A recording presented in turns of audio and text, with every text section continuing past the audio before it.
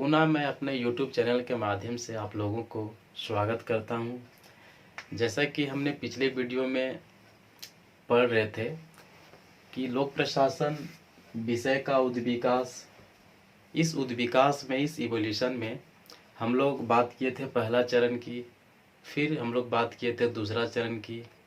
आज हमारा जो चर्चा का विषय है वो लोक प्रशासन विषय का उद्विकास का तीसरा चरण, जिसका काल है 1938 से लगा करके 1947।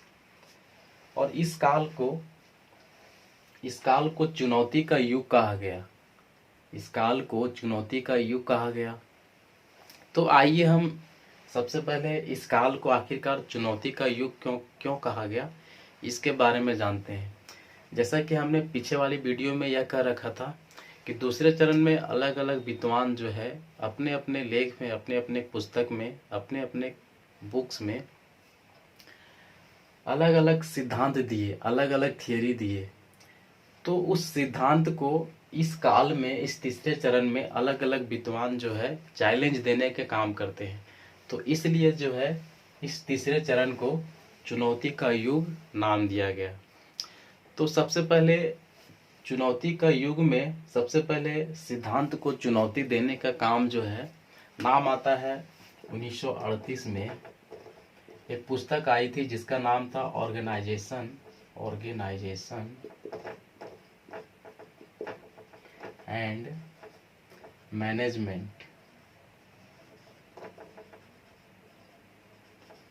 मैनेजमेंट। और यह 1938 में एक पुस्तक लिखी थी जिसका नाम था चेस्टर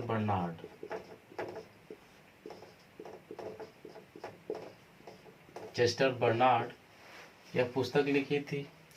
इन्होंने इस पुस्तक के माध्यम से सिद्धांत को चुनौती दिया और इस पुस्तक में इन्होंने यह स्पष्ट करने की कोशिश किया कि जो पहले विद्वान जो है, जैसे लूथर गुलिक, उर्विक, हेनरी फ्योल, इन्होंने जो है अपने सिद्धांत के माध्यम से संगठन के, लोक प्रशासन के केवल उसकी संरचना कैसी है, उसकी बनावट कैसी है, इसका अध्ययन करने का प्रयास किए थे।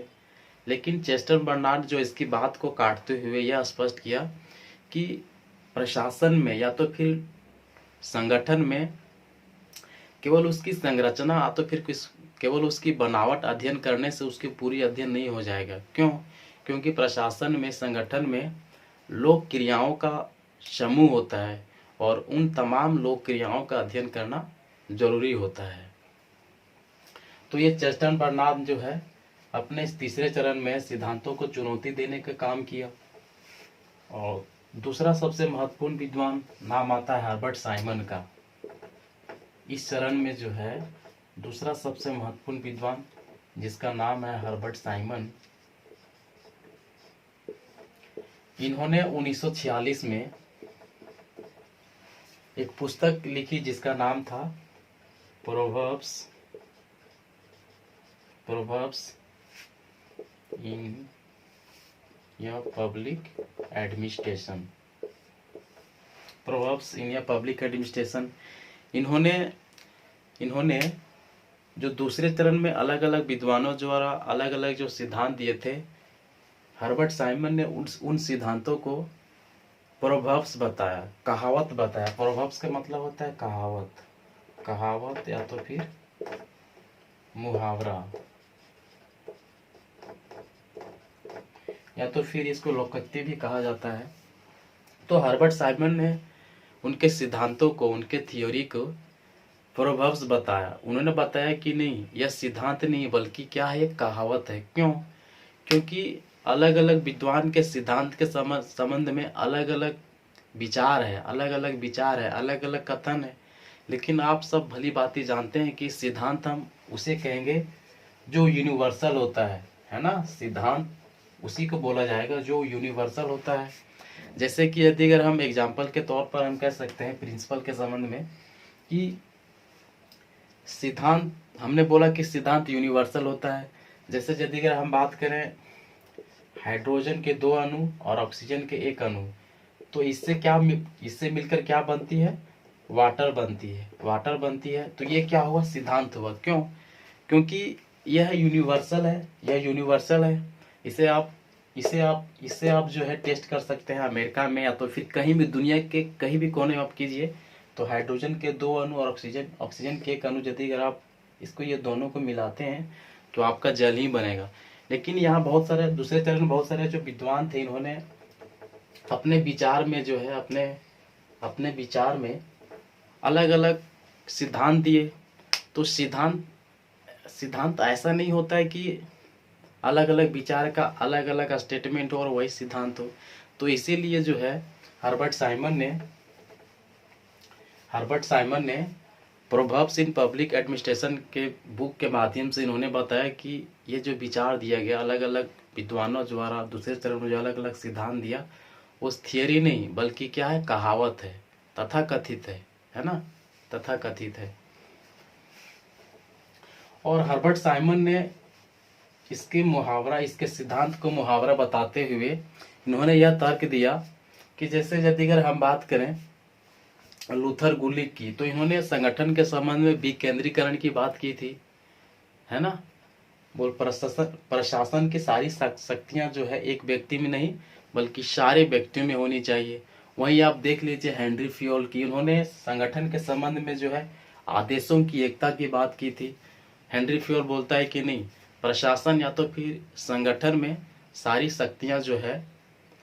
शक्तियां जो एक व्यक्ति के पास होनी चाहिए और वही व्यक्ति जो है सारे को अपना एक आदेश देगा और वही उसी आदेश को सारे व्यक्ति जो है पालन करेगा। तो देखिए ना, संगठन के संबंध में अलग अलग व्यक्ति का अलग अलग सिद्धांत है ना, अलग अलग विचार है। तो इसको आप विचार कैसे कहेंगे, ये तो यूनिवर्सल है ही नहीं, सार्वभौमिकता इसमें है ही नहीं। तो इसीलिए हर्बर्ट साइमन ने अपनी इस पुस्तक के माध्यम से, प्रोवर्ब्स इन पब्लिक एडमिनिस्ट्रेशन के माध्यम से उनके सिद्धांत को, उनके विचार को काट दिया, है ना। और इसी हर्बर्ट साइमन ने एक फिर पुस्तक लिखी 1947 में, जिसका नाम था administrative behaviour, administrative behaviour. Administrative behaviour में हर्बर्ट साइमन ने यह चर्चा किया कि संगठन में व्यक्ति जो है मशीन की भांति काम नहीं करता। संगठन में कोई भी व्यक्ति जो है एक मशीन की भांति नहीं काम करता, बल्कि संगठन में यदि अगर कोई भी व्यक्ति कार्यरत है तो उसको सामाजिक परिवेश, है ना, वह व्यक्ति जो मूल्यों से भी प्रभावित होता है। तो आप लोक प्रशासन को एक अलग विषय के रूप में स्थापित करना चाहते हैं तो ये कैसे स्थापित होगा, है ना, ये विज्ञान के रूप में हो ही नहीं सकता। तो इसीलिए इस काल को चुनौती का युग कहा गया। और इसी चरण में सबसे महत्वपूर्ण बात आती है रॉबर्ट डहल की। Robert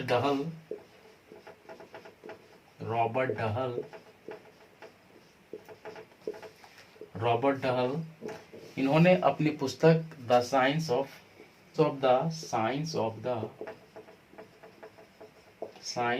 the public administration, Robert Dahl ने अपनी यह पुस्तक जो है 1947 में लिखी थी। रॉबर्ट डहल ने अपनी पुस्तक science of the public administration में इन्होंने, यह पुस्तक एक और भी लंबा है, ये 3 प्रॉब्लम्स,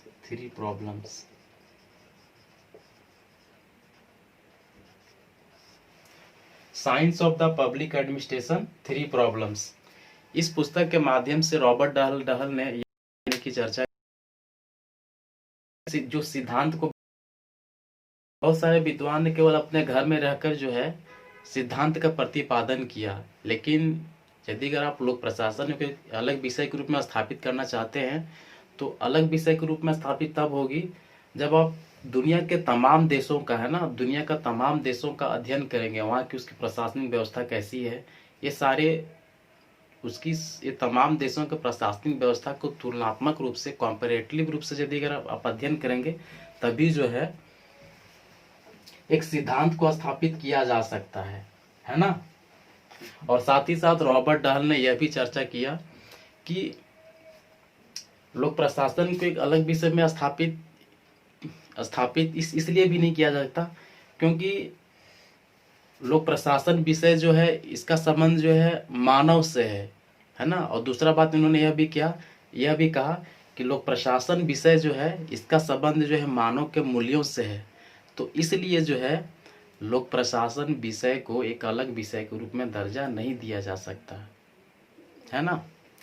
तो ये सारी बात जो है हम तीसरे चरण की बात की है। आखिरकार तीसरे चरण में जो है अलग अलग विद्वानों ने अपना अलग अलग तर्क दे करके जो है यह स्पष्ट किया कि लोक प्रशासन को एक अलग विषय के रूप में स्थापित नहीं किया जा सकता। क्यों? क्योंकि इसके पास ना तो सिद्धांत है, और जिन्होंने कुछ भी अपना सिद्धांत दिए थे वो सिद्धांत नहीं है, बल्कि वह तथाकथित है ना। कुछ लोगों ने यह अपना एक विचार प्रतिपादित कर दिया, जो उनके विचार जो है उसमें उनके विचार में सार्वभौमिकता, यूनिवर्सलिटी जो है उसमें पाई ही नहीं जाती। तो कोई भी विषय को आप जब तक सार्वभौमिकता आप नहीं दे सकते तो उस विषय को एक अलग विषय के रूप में स्थापित किया ही नहीं जा सकता। आइए हम इसी क्रम में लोक प्रशासन विषय का विकास का तीसरा चरण की हम बात कर लिए। अब हम बात करते हैं लोक प्रशासन विषय का चौथा चरण।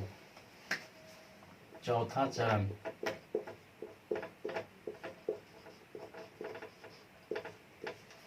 का काल था 1948 से लगाकर 1970,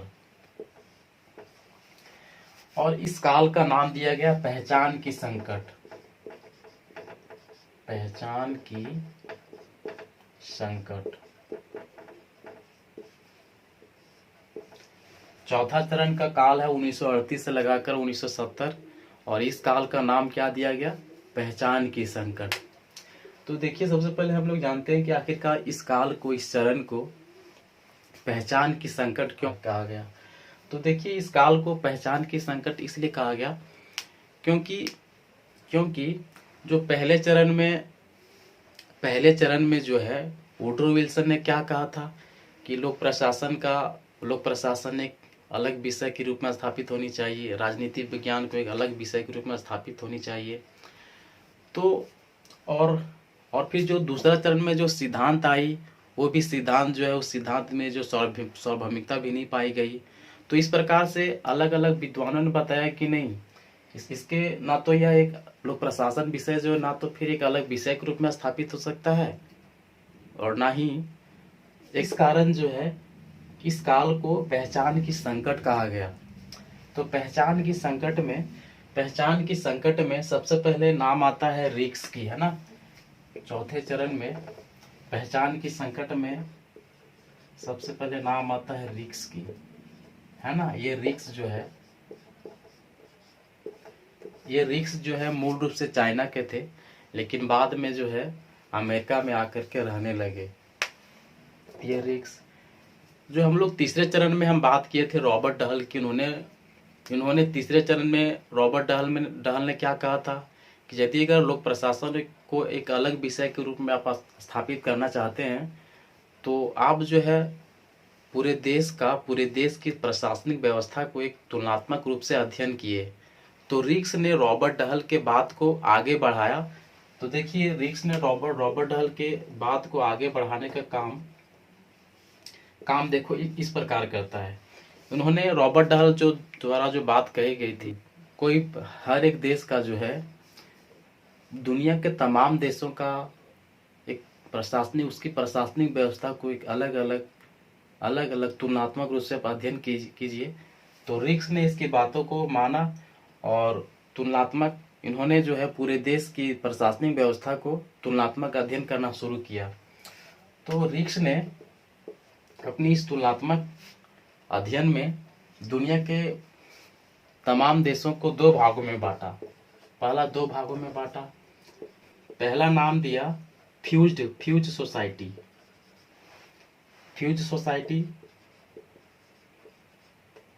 ये पहला नाम दिया, है ना। और ये दूसरा नाम दिया डिफ्रैक्टेड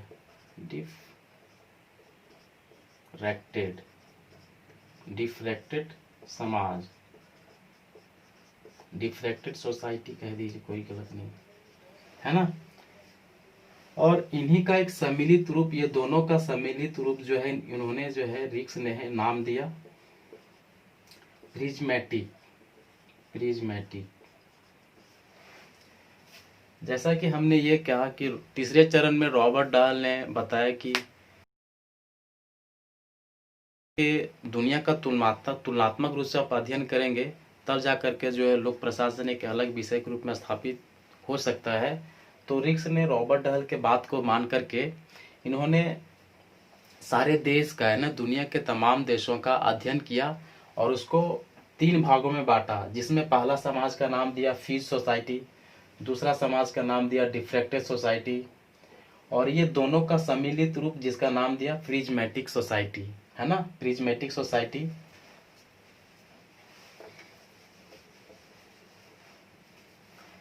और ये प्रिज्मेटिक सोसाइटी आमतौर पर इस समाज को विकासशील समाज कहा जाता है। क्या कहा जाता है? विकासशील समाज। विकासशील समाज, विकासशील समाज। इस समाज में जो है ये फ्यूज सोसाइटी और डिफ्रैक्टेड सोसाइटी दोनों का सम्मिलित रूप जो है विकासशील समाज कहा, है ना, विकासशील समाज कहा जाता है। तो इस प्रकार से रिक्स ने जो है दुनिया के तमाम देशों का अध्ययन किया और उसको 3 भागों में बांटा गया। और इसी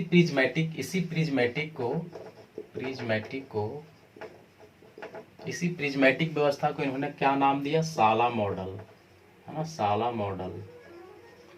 ये जो साला मॉडल है काफी इंपॉर्टेंट है, ये कई बार नेट में पूछा गया है ना कि साला मॉडल किसके द्वारा प्रस्तुत किया गया या साला मॉडल किसकी देन है।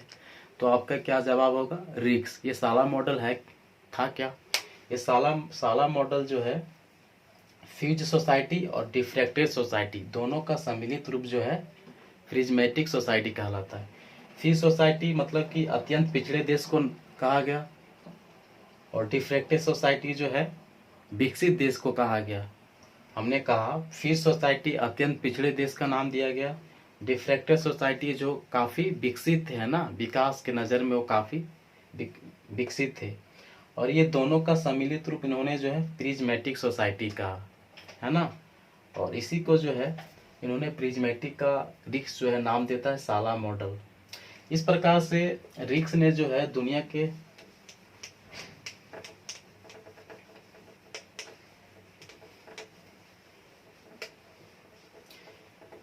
के तमाम देशों का अध्ययन करके जो है प्रिज्मेटिक सोसाइटी को इन्होंने बताते हुए रिक्स ने यह भी बताया कि ये इस जो प्रिज्मेटिक समाज में जो है इसमें जो प्रिज्मेटिक सोसाइटी की जो प्रशासनिक व्यवस्था होती है, इसकी जो प्रशासनिक व्यवस्था होती है,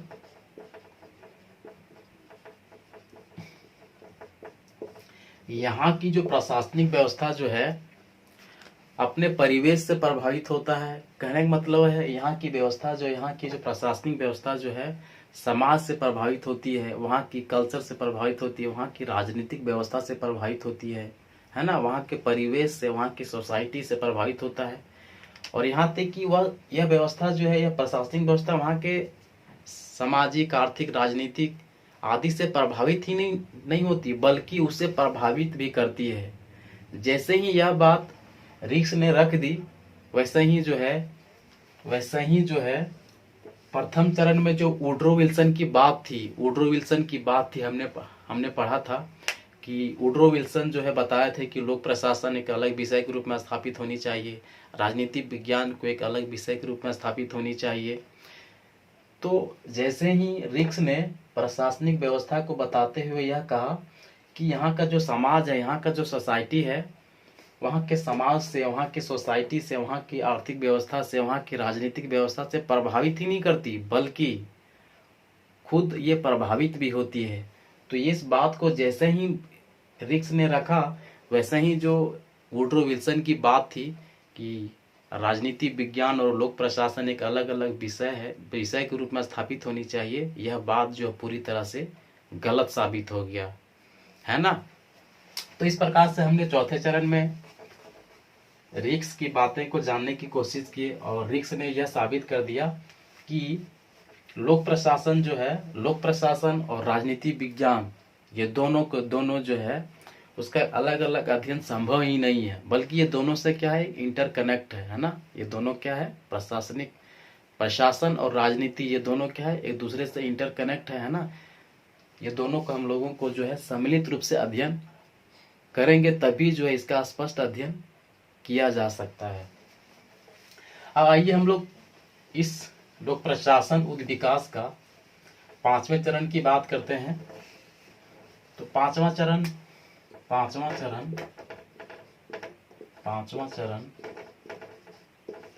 जिसका काल है 1971 से लगा करके अब तक, है ना। और इस काल को जो है लोक नीति दृष्टिकोण नाम दिया गया। लोक नीति दृष्टिकोण नाम दिया गया। तो देखिए इस काल को, इस 5वें चरण को लोक नीति दृष्टिकोण क्यों कहा गया। यह जो लोक नीति दृष्टिकोण है, ये जो हमारा पहला चरण था, है ना, पहला चरण था, वुड्रो विल्सन ने क्या कह रखा था पहला चरण में कि राजनीति विज्ञान और लोक प्रशासन अलग अलग सब्जेक्ट है, अलग अलग विषय है और एक अलग अलग विषय के रूप में से स्थापित होनी चाहिए। तो ये पहला चरण के जस्ट उल्टा है ना। लोक नीति दृष्टिकोण पब्लिक पॉलिसी पर्सपेक्टिव क्या बोलता है, यह जो है पहले चरण के जस्ट उल्टा है ना। देखिए उल्टा कैसे है। आप लोग भली बात ही जानते होंगे कि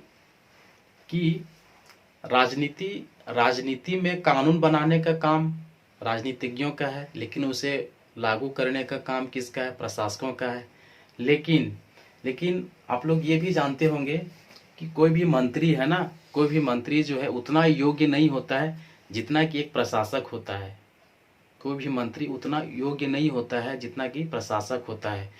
और हर एक मंत्री को, है ना, हर एक मंत्री को जो है उसको सलाह देने का काम कौन करता है, प्रशासक करता है ना, प्रशासक करता है। तो वुड्रो विल्सन ने जिस प्रकार से कहा था कि लोक प्रशासन और राजनीतिक विज्ञान को अलग अलग होनी चाहिए, ये कैसे संभव है ना, ये संभव ही नहीं है। क्यों? क्योंकि मंत्री को सलाह देने का काम कौन करता है, प्रशासक करता है। मंत्री को फैक्ट देने का काम कौन करता है, लोक प्रशासक करता है।